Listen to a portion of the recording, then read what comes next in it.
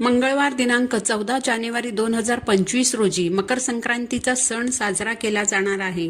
पंचांगानुसार दिनांक 14 जानेवारी 2025 म्हणजे शके 1946 पौष कृष्ण 1 रोजी सकाळी 8:55 सूर्य मकर राशीत प्रवेश करीत आहे. संक्रांतीचा पुण्यकाळ मंगळवार दिनांक 14 जानेवारी 2025 रोजी सकाळी 8:55 पासून ते संध्याकाळी 4:55 पर्यंत आहे. सूर्याचे मकर संक्रमण बालवकरणावर होत असल्याने संक्रांतीचे वाहन वाघ आहे.